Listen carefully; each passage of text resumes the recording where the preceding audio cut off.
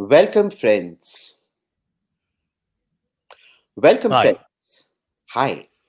It's a time when we are back with one more edition from Chondo.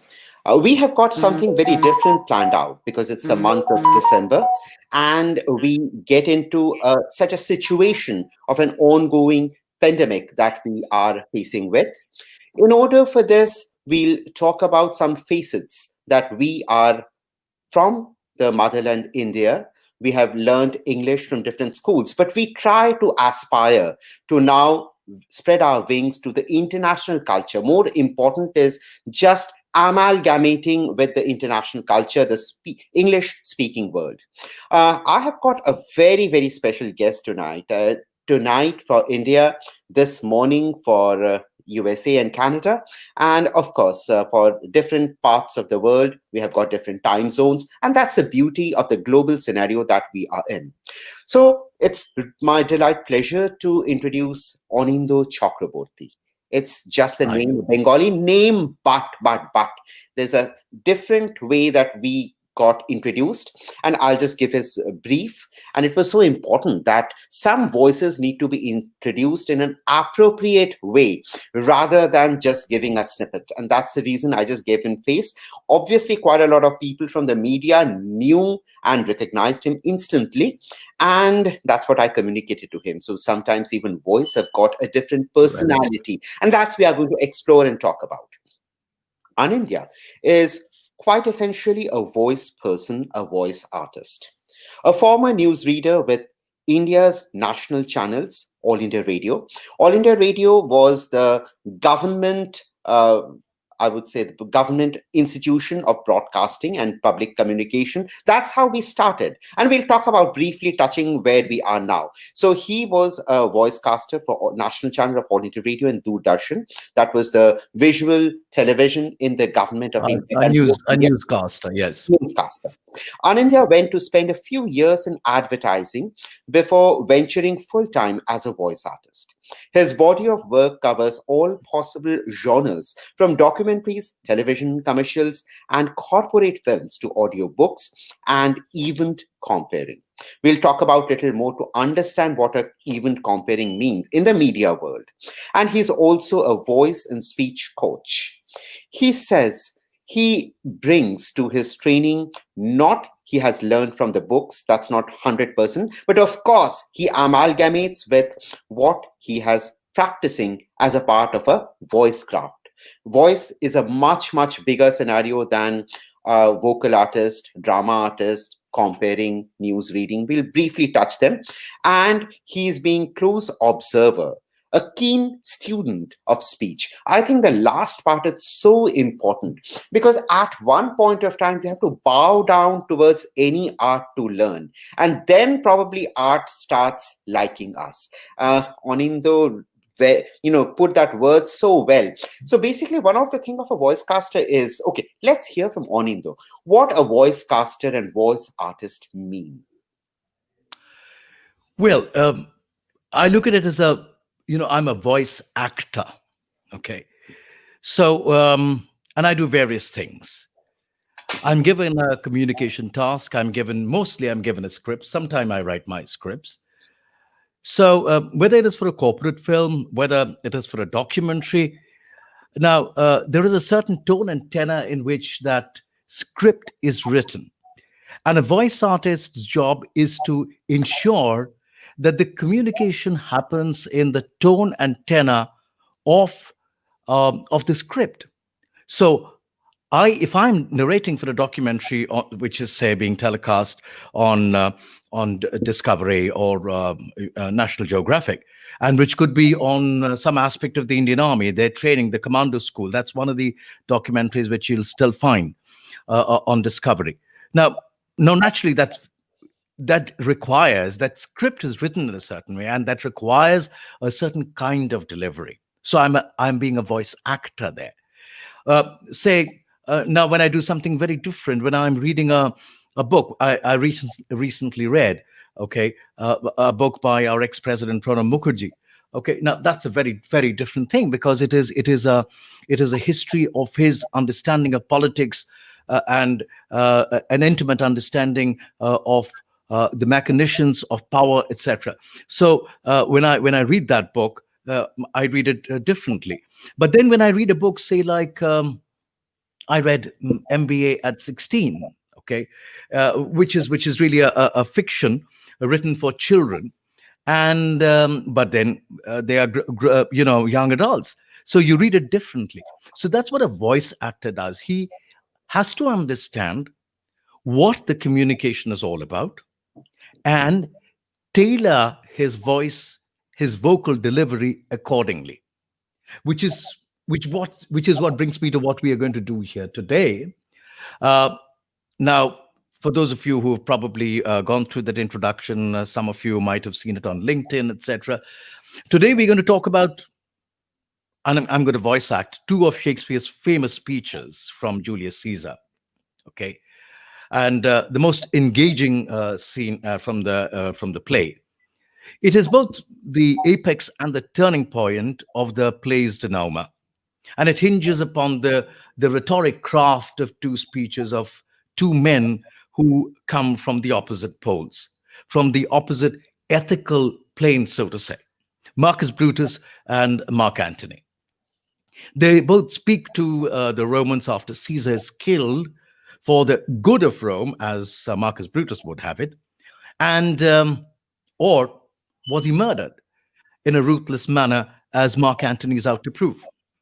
So that's what we're going to talk about. Yeah, anything you wanted to add to So it? probably at this point of time, before we come to the dynamics, and definitely we'll have a discussion about poetry and different facets of spoken word as an artist. Now, the bigger thing Mhm. probably we would want to make, and which I understand, a skill of listening and a vocal world is little Mhm. different from the skill of visualizing. That's what television comes into. Today, I believe let's talk about and focus that point about a audio medium. So before we Mhm. further ado, let's have the Shakespeare, one of the, when we are talking about the English language, one of the pioneers of the theater. I would say complete theater, which is complete theater means just not only acting, scripting, light, technical side, as well as the delivery side. So the giant, master giant in the world space is William Shakespeare. Probably this is a very well known name. I believe today, even today's generations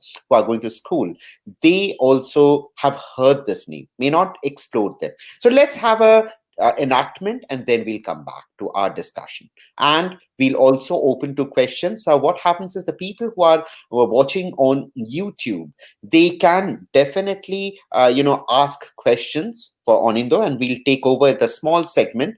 You can write and it will be available for me here. So it has to be through YouTube, which Onindo had sent. That's the technical framework that right now we have. I would like to say Yeah. something. So in other words, you write in, they write in on YouTube. You get that message. You communicate it to me, and if there's a question, I'll answer that question. Okay. So to go ahead. Let's begin with the present.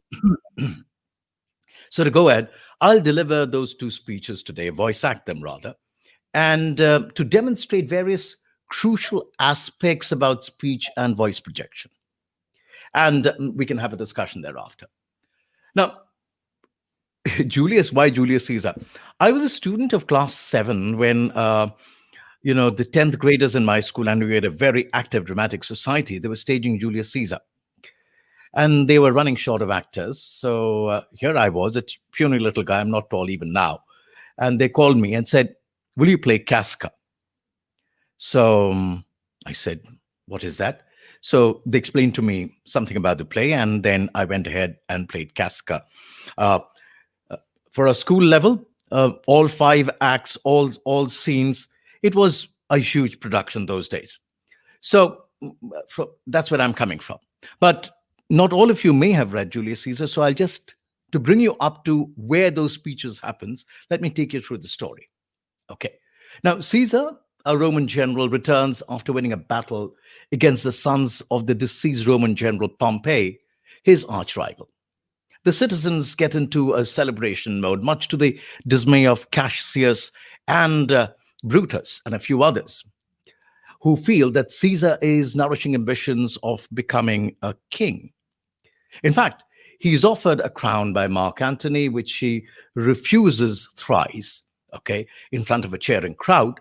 And it is obvious that those conspiring against Caesar, those who were rallying against Caesar, and are sort of led by Cassius and Casca, okay, who are led by their personal animosity and jealousy, whereas Brutus is worried as a committed Republican and led by his own personal ideals, which he feels are threatened because of Caesar's rise to eminence.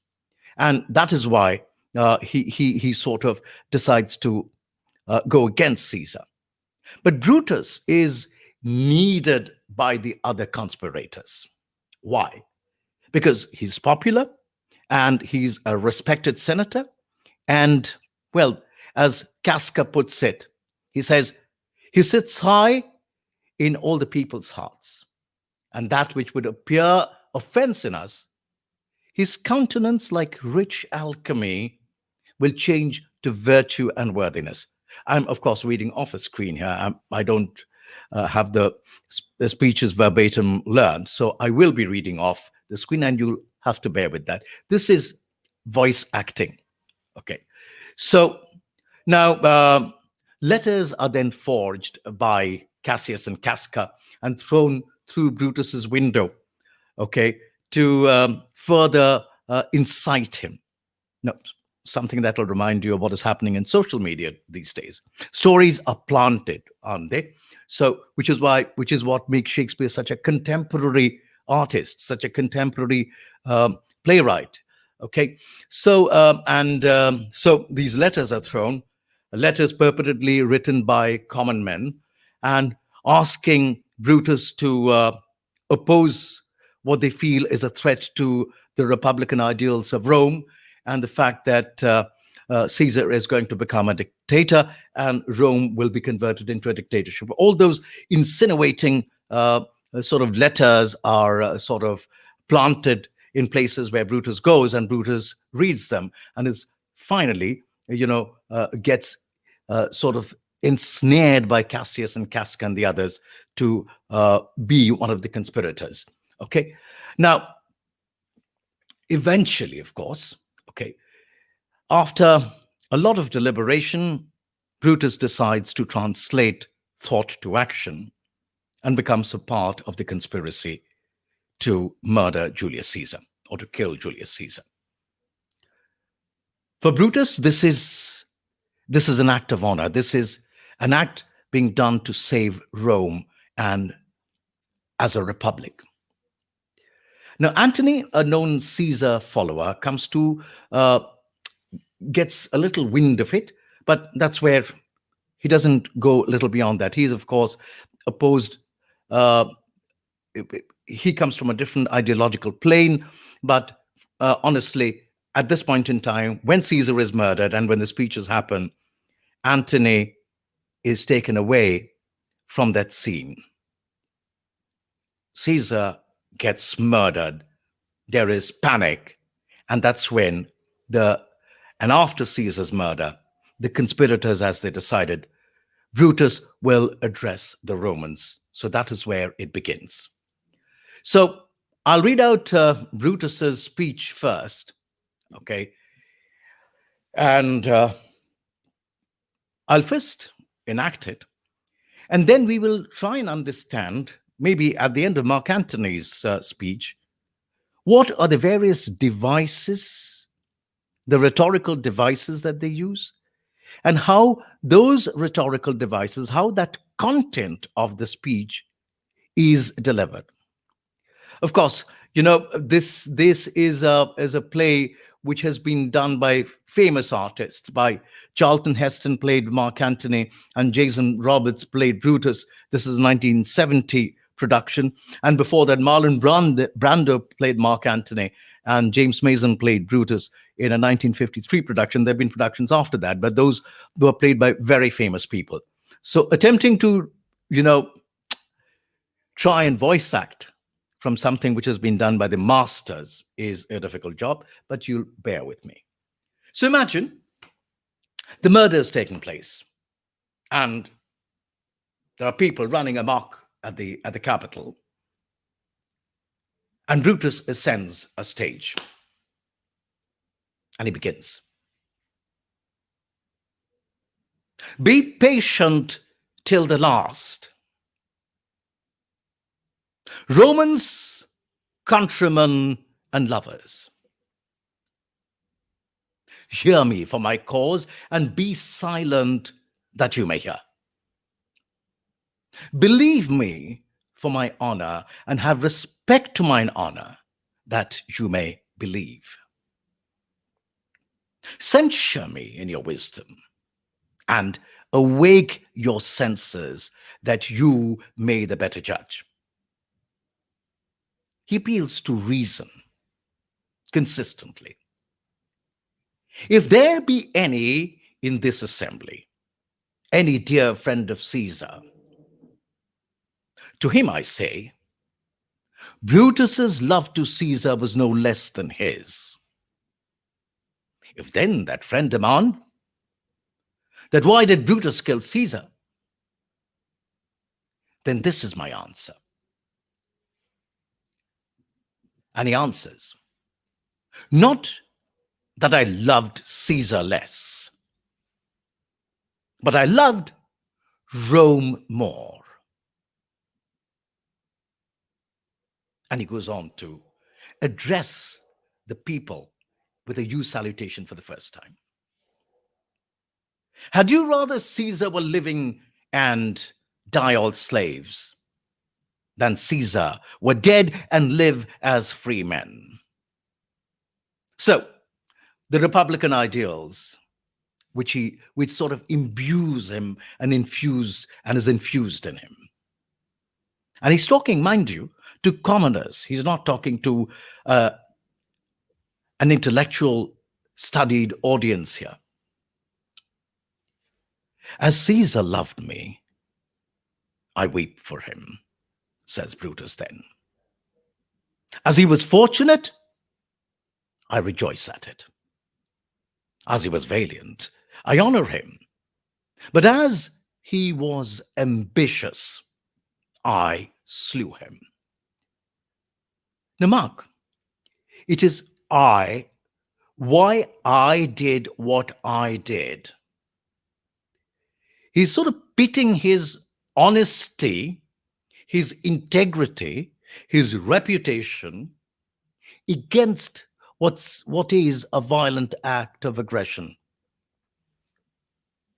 But he goes on to say, there is tears for his love, joy for his fortune, honor for his valor, and death for his ambition. Ambition is one thing Brutus keeps harping upon. Honor and ambition.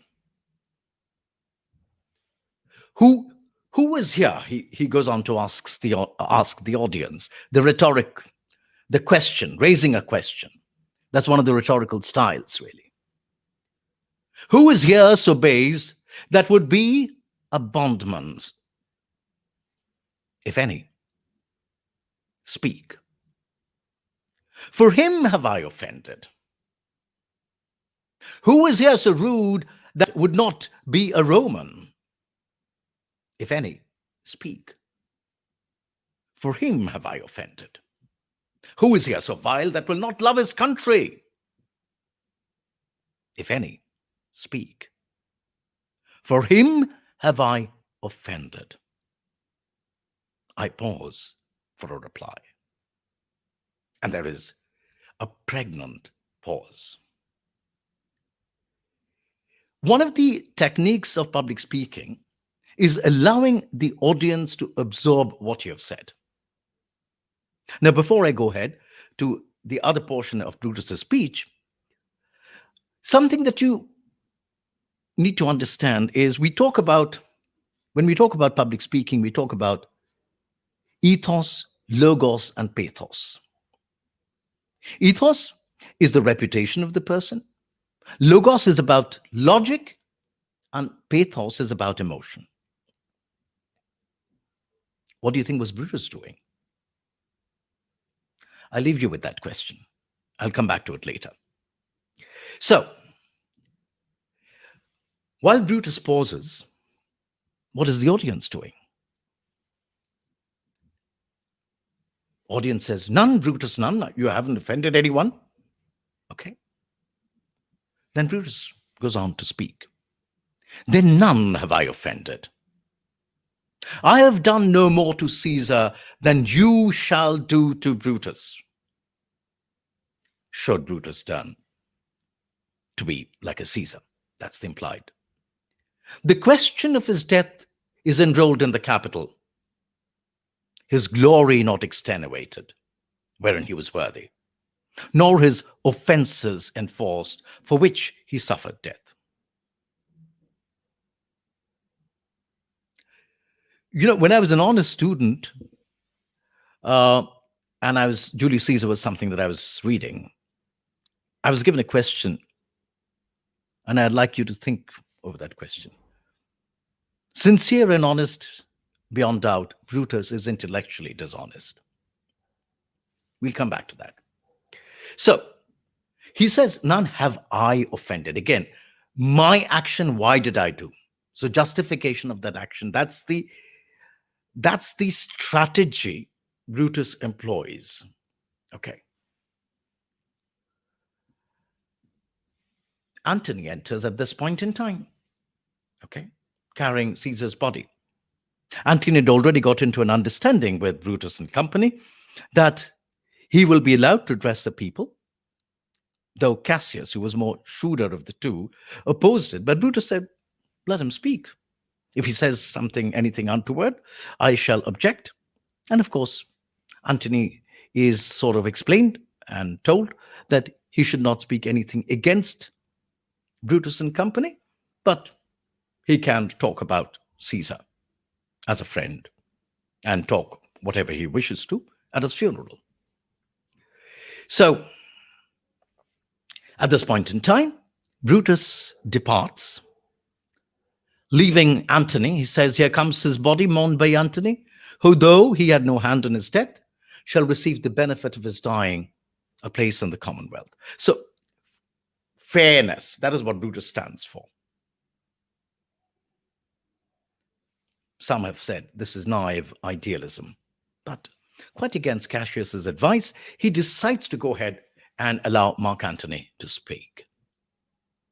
What is the impact of Brutus's speech? What is the audience saying at this point in time? Live, Brutus, live! Bring him with triumph unto his house, somebody says. Somebody says, give him a statue with his ancestors. So he's clearly got the mass going for him. Okay. But then somebody says, let him be Caesar. Are we missing a point here? He's talking about his Republican ideals and Caesar as being somebody who was a threat to the Republican ideals. Probably the argument missed the whole audience when somebody says, let him be Caesar. And somebody says, Caesar's better parts shall be crowned in Brutus, etc., etc. But clearly, he's got the audience in his favor at this point in time. So, and then he leaves the stage to Mark Antony. Now, we get into Mark Antony's speech, which will be very different. I'll deliver it probably differently too. As I said, he comes from a very, very different ethical plane, Mark Antony. If you haven't read the play, if you have read the play, you probably know. If you haven't read the play, I'll allow you to figure it out. Friends, Romans and countrymen, lend me your ears, begins Mark Antony. I come here to bury Caesar, not to praise him. Deflecting, yeah? He will eventually praise Caesar. The evil that men do live after them, the good is often interred with their bones. Interred with their bones means buried with their bones.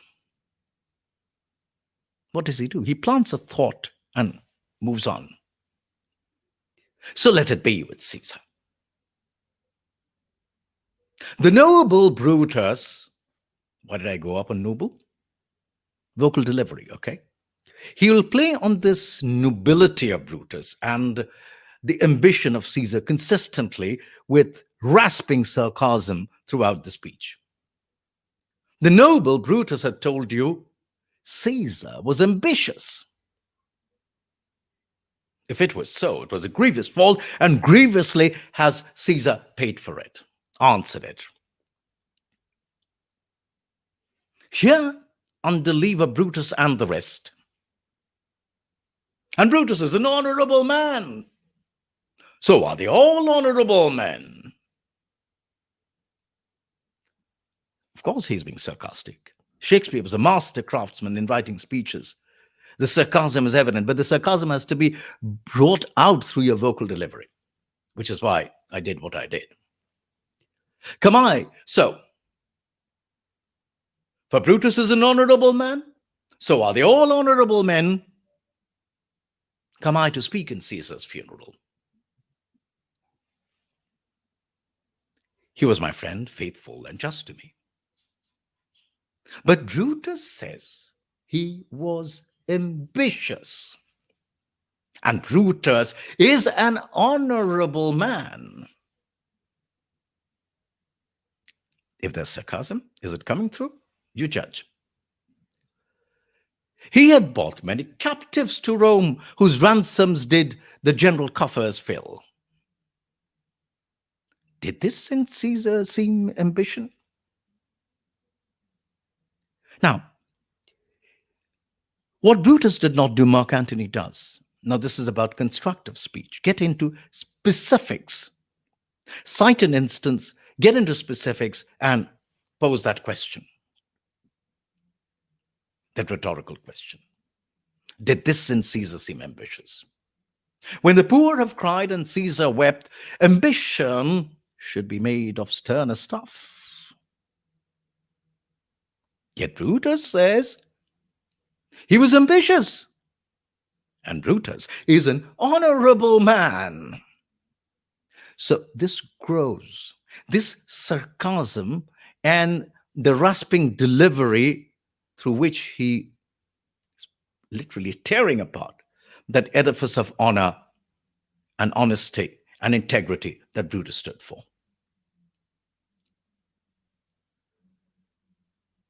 You all did see on Lupercal, I thrice presented him a kingly crown, which he did thrice refuse. Was this ambition? And it's a different story. Why Caesar refused? Was there any? I'm not going into that. But he's citing a specific instance, which to the public eye, Caesar did refuse to wear that crown. Yet, Brutus says he was ambitious. And sure, he's an honorable man. So the whole idea is this ambition and honorable, which Shakespeare goes on repeating through his speech, this is reiteration for irony, for sarcasm, that has to be brought through when you're delivering. Mind you, you may not use sarcasm so much in everyday speech in your corporate life, but sometimes you still do. Okay. So, I speak not to disprove what Brutus spoke, but I am to speak what I know. He says, you all did love him once, not without cause. Now, Mark Antony is all about, remember I told you about ethos, logos, pathos? Brutus's speech was largely about ethos and logos. Ethos, his credibility, his honesty, his reputation. Logos, logic. Would you rather die? Would you rather live as dead men or, live as free men? The logic Republican ideals. Mark Antony, on the other hand, is totally about pathos. He senses the pulse of the people. As he says later, let's slip the dogs of war. He knows what it takes to incite people. And that's exactly what he does. What cause, so he says, he goes on to say, you all did love him once, not without cause. What cause withholds you then to mourn for him? Going for the heart there. O judgment! Thou art fled to brutish beasts, and men have lost their reason. Who is he calling brutish beasts by this time? And then he feigns emotion, and he says, bear with me. My heart is there in the coffin with Caesar. And I must pause till it come back to me.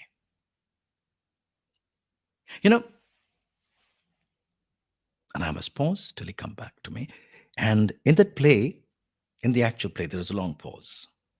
There's a long, pregnant pause. Can any of you think of a great Indian leader, politician who used that pregnant pause in a speech? You may have forgotten. Atal Bihari Vajpayee did that. Obama also uses the pregnant pause at times. Not in the same, not for this with the same intent as Mark Antony does here, but that pregnant pause is part of speech dynamics. And after Mark Antony pauses here, what does the audience say? Methinks there is much reason in his saying, says one citizen. If thou consider rightly of the matter, Caesar hath had great wrong. Mark ye his words. He would not take the crown, therefore it's certain he was not ambitious. Suddenly the same audience, which had been won over by Brutus, which was ready to make Brutus Caesar, swings the other way around.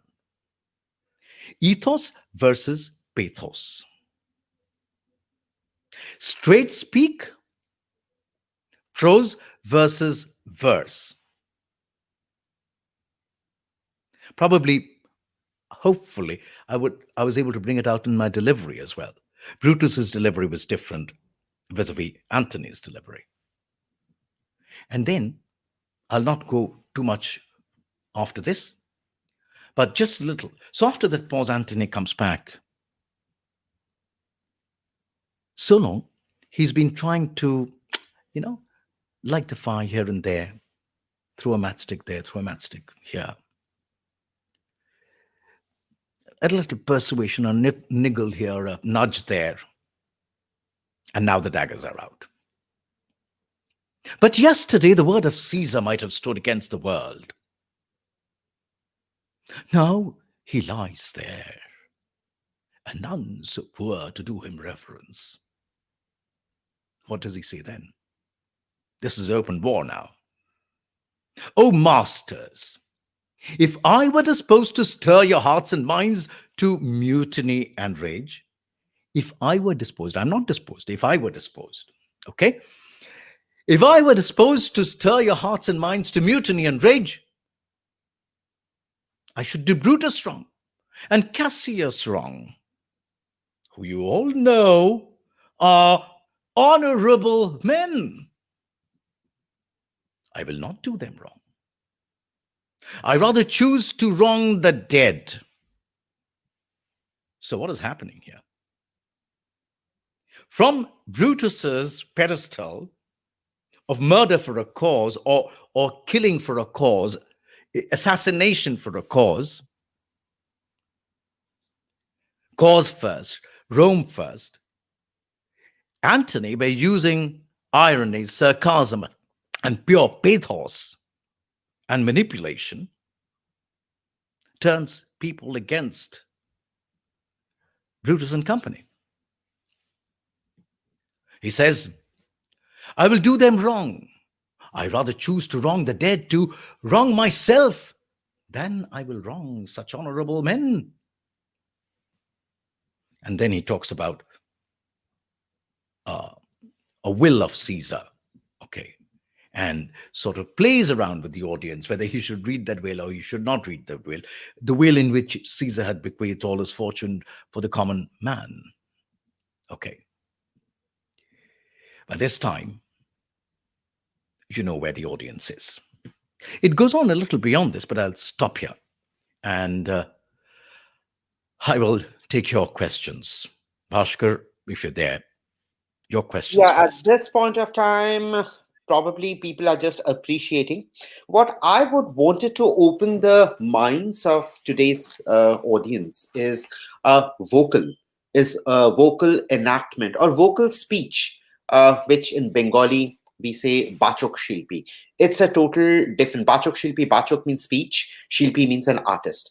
So this particular facets I just wanted to open, and the purpose was just probably we understand the power of communication through speech little more in different facets. You want to continue the separate part because once we come back, there's no such questions at this point of time. Probably Okay. the listenership, and that's what we are. And sporadically, when I'm seeing any comment on the screen, I'm just putting it on the screen. You can see it on the recording after. At this Hmm. point of time, you need to concentrate the way we always do. At this point of time, do you want to take another part of speech and then probably we'll talk a little bit about poetry as well? Mm, we could, if there are people around, but let me talk about. Let me get a little into the structure and the dynamics of speech at this point in time. Now, when I was voice acting, what I used was what I use in my training delivery as well, and what I say are the four P's and the two I's of speech. What are the four P's? Pacing, pausing, pitching, which I was doing when pitching very high and sharply when I was using the Mark Antony's sarcasm, okay, and projection. What is projection?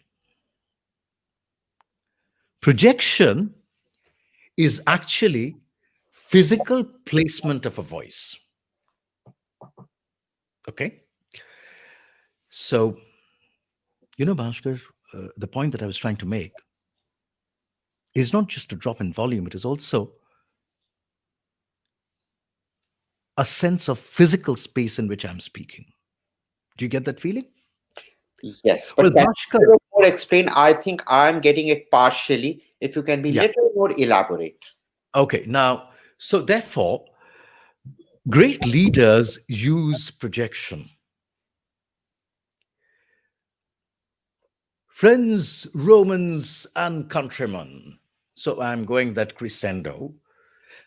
See, especially when I'm speaking in today's amplified environment, I don't need to shout. I don't need to reach out to be heard. But when I say, friends, uh, friends and countrymen, this is what the whole impression I'm giving, I'm in a small room, right? But the moment I'm saying, friends, Romans, friends, Indians, da da da, bhayo or behno, that it is not so much about volume, it is about the pitch of your voice, which indicates a physical space that you're covering.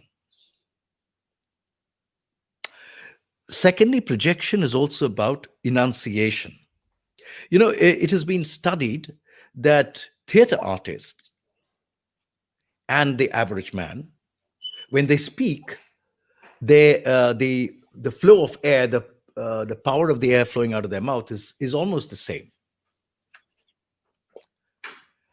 And but theater artists use a well of air from the chest, okay, to sound more resonant and more clear.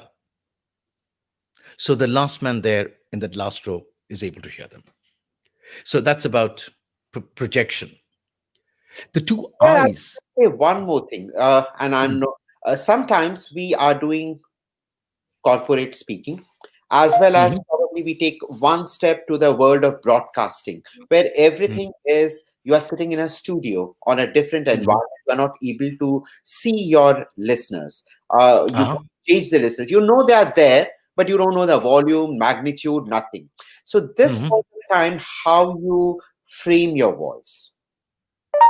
No, see, again, you are, I mean, let's take different environments, differently.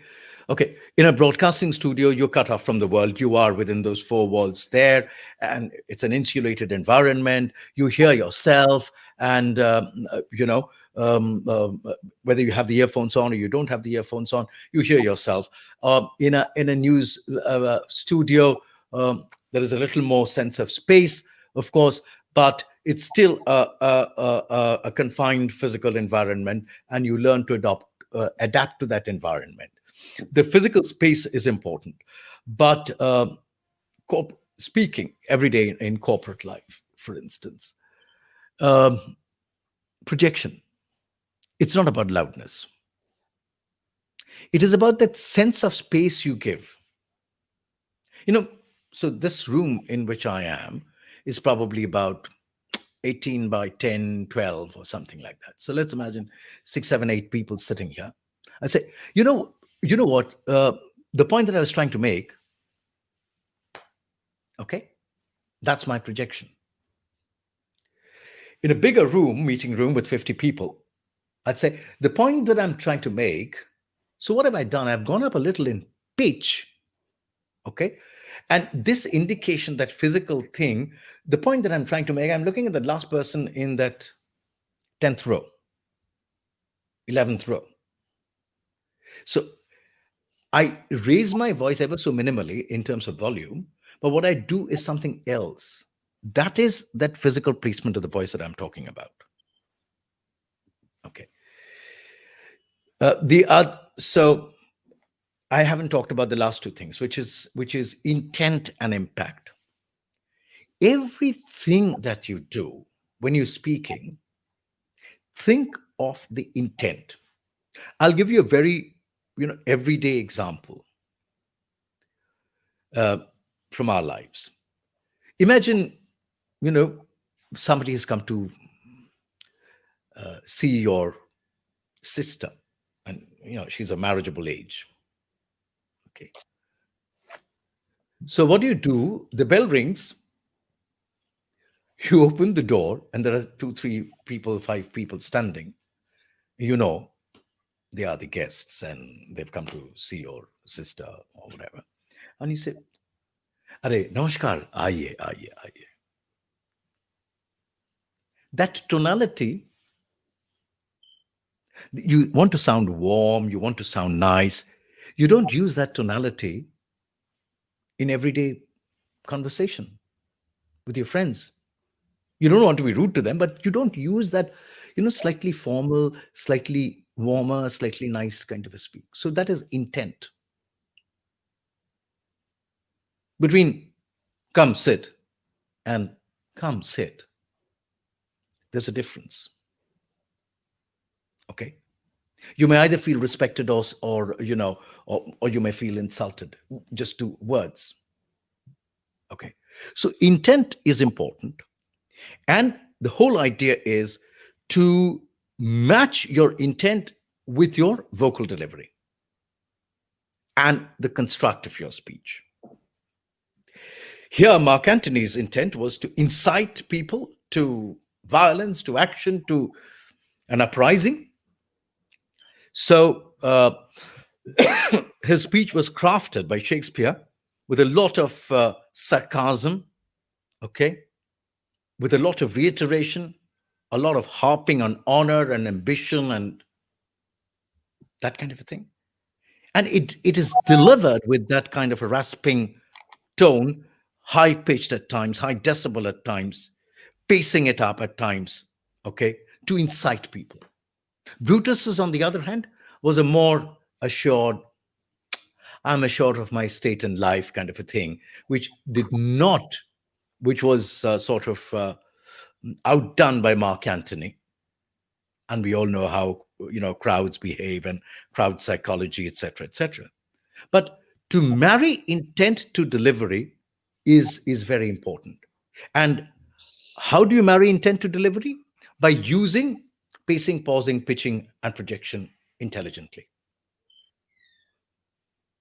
So Per- that's what I have to say. per- Uh, I believe let's snip it out, and I believe that we also need a little saturation in imbibing what we got. Yeah, Both sure.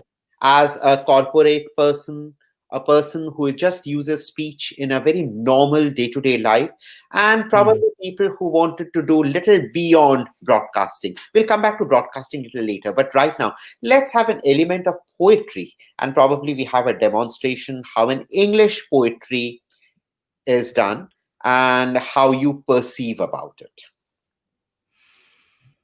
Mm, okay. So you'll have to give me just a little time here. Perfect, perfect, perfect. Let me pick up something. Absolutely. And And I would say, like, when we say a vocal artist, it's a complete delivery, right from probably a prose to poetry to probably book reading, where we say even advertising. In advertising, which is probably more important, and I'll back on Indo to that question, like because he uh he's father of jingles, shall I say? No, I don't know. We saw him more of a voice caster, a news reader. That was our introduction. But when we go deeper on one, we explore it's much more beyond. So we'll talk about those pieces. Primarily, I would get to, if you want to have some questions, questions are also open. Probably we'll take it later. So the way it is in the YouTube, you just write the questions. It takes a little time. We are in the electronic world.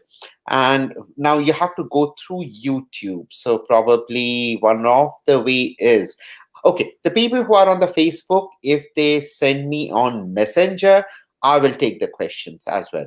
So that's what I would do, but we'll open up. So let's get into poetry if Onindo is ready and we take that aspect. yes. I did not expect I'd be asked to go get into poetry, but there I have. I mean, it's one of my favorites in terms of in terms of a poem which lends itself to what T.S. Eliot calls auditory imagination. Auditory imagination is, where all poetry is meant to be auditory, right? Poetry is never meant to be read like fiction. All poetry is meant to be read aloud, and it's written that way. So poets, it's a conscious craft. Poets string together words in a way that create an atmosphere. Okay, let us go then, you and I, when the evening has spread out against the sky. T.S. Eliot.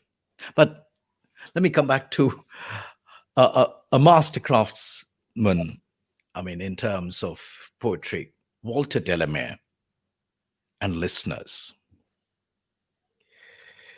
I hope there are people out there, Bhaskar, who are listening. So now, listeners is a poem where imagine yourself in a, you know, it is dark and the woods are darker, and there is an isolated house in the middle of those woods, and a traveler. And this is before cars came into this world. A traveler on a horseback comes riding, stands before that house, which looks deserted. No lights, no nothing. It's a moonlit night. And that's what the poem is about. So, and it goes something like this. Is there anybody there? Said the traveler, knocking on the moonlit door. And his horse in the silence champed the grasses of the forest's ferny floor. And a bird flew up out of the turret above the traveler's head. And he smote upon the door a second time. Is there anybody there? He said. But no one descended to the traveler.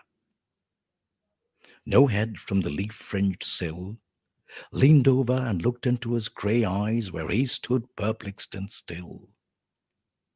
But only a host of phantom listeners that dwelt in the lone house then stood listening in the quiet of the moonlight to that voice from the world of men.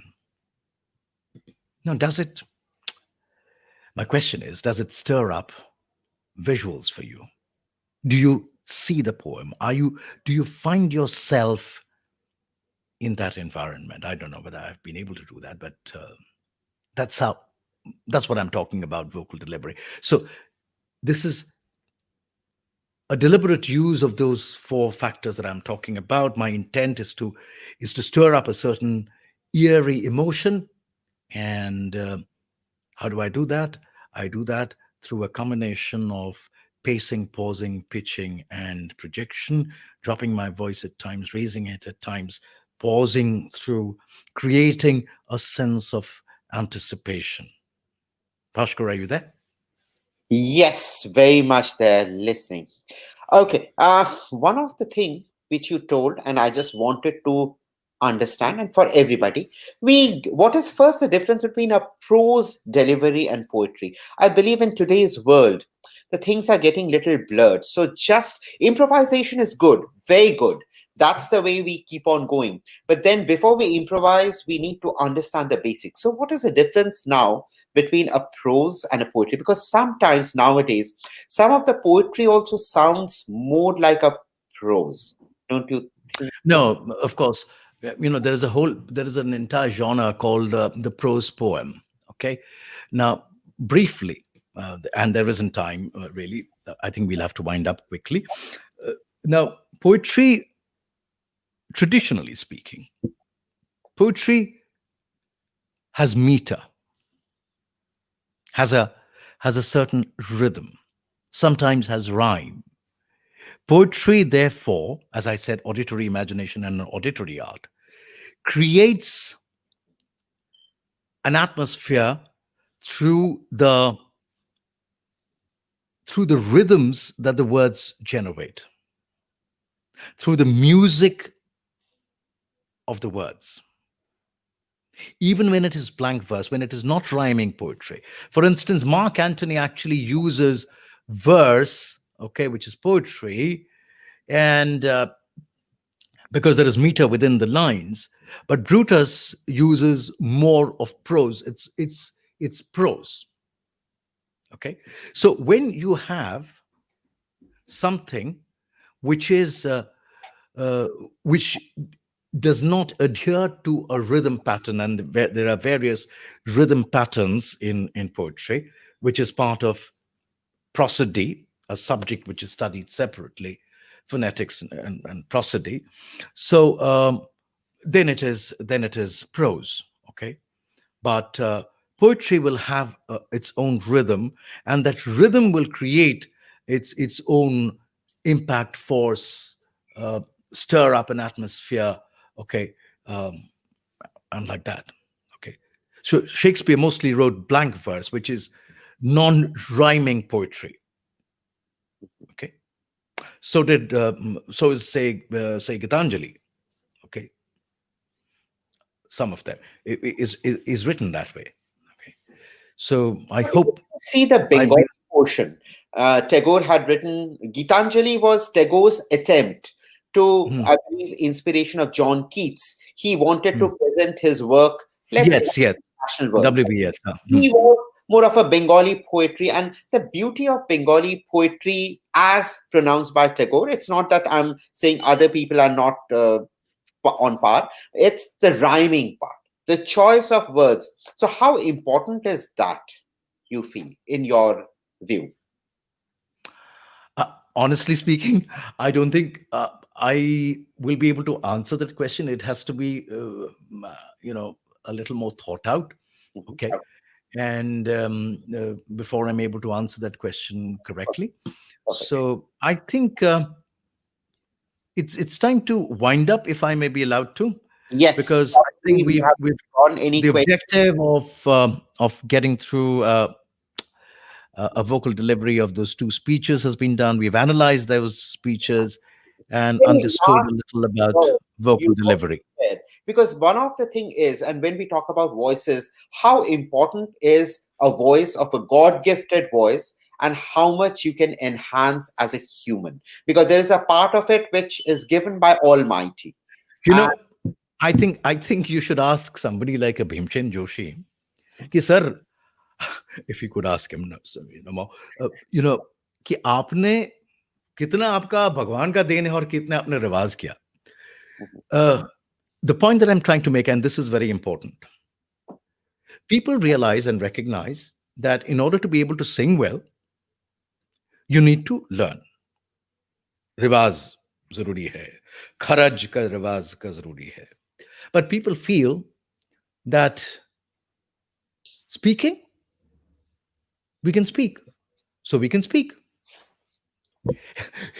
Nobody, this is the most untrained of all faculties, okay? And this is something a lot of people recognize. In the US, for instance, some 24% of graduates from US universities are actually scared of speaking in public. Okay. And you know, not everybody is a graduate in the United States. I mean, you know, graduation is not a must-all degree for employment. So if that's the state with university graduates, you can imagine what the state would be at the undergraduate level. Okay. So anyways, I will sort of conclude this today, and I hope what I would have asked was at this point of time is looking at whatever voice had been provided by nature. It's something you don't have a control with. What is the starting point someone should think if they want to progress? As I believe we already made a point that voice has got a different personality, yeah. audio, yeah. But where to start? See, in terms of the speaking voice, okay. The most important thing to learn is about using your breath. Okay. To stop shouting and learn to get resonant and robust. Okay. To stop speaking from here and speak from your glottis. To know where your sa is, where your do, re, mi, do is. Okay. And start speaking from there. Interestingly, I must tell you that two famous politicians of the past, George Bush the senior and Margaret Thatcher, actually went to voice coaches for training with their vocal delivery before they sort of launched into their respective campaigns. Okay. So yes, there is a lot to learn. I'm still learning, and hope at a future point sometime I'll be able to share anything more that I get to learn, and share it with you all. It's been a pleasure Absolutely. being Thank here you today. very much. And probably we'll continue your patronage. And Chandam would Oh, like to bring the different aspects of artistic no, work. that's too much to say, really. But thank you so much. Sure. Thank you so much. Bye bye. Okay, bye.